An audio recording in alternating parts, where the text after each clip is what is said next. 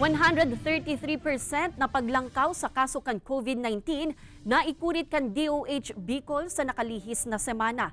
Liwat na paglangkaw kan COVID-19 dai dapat subuot ikaalarma.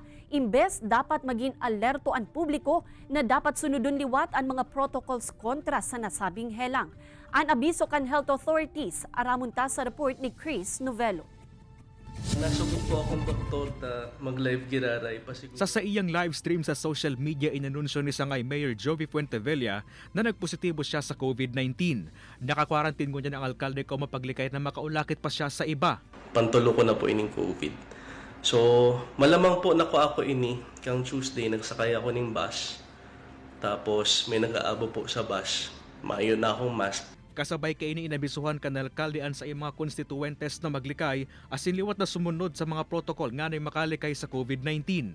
Katakod kay ini nanuturan man kan Department of Health ang paglangkaw kan na ikukurit na kaso kan mga nagpo-positibo sa COVID-19 sa Bicol Region. 28 kaso kan nasabing helang ang naikurit kan nakaaging May 12 hasta 18 o may paglangkaw ni 133% kung ikukumpara sa naikurit na 12 kaso kan May 5 to 11. Nakapalaman pa sa datos kan ahensya na kan May 12 to 18 apat ang daily average case kan helang na masalangkaw sa 1.7 kan May 5 to 11. Sa datos kan ahensya ang Camarines Sur ang may pinakadakol na may dagdag sa kaso kan nasabing helang na may 18 kaso. Sinundan ini kan Albay na may 8. Katakod kay ini inabisuhan kan DOH ang publiko na maging alerto asin gibuhon liwat ang mga precautionary measures kontra sa nasabing helang kausakan man lain-lain na variants kay ini.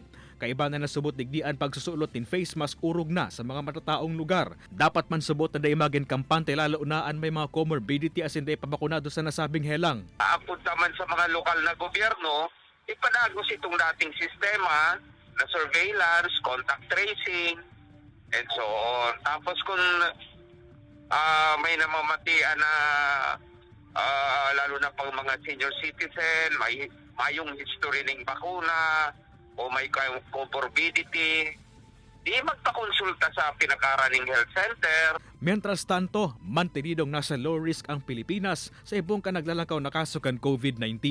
Kay Banan si Gerald Gandia, Chris Novelo, Balitang Bicolandia.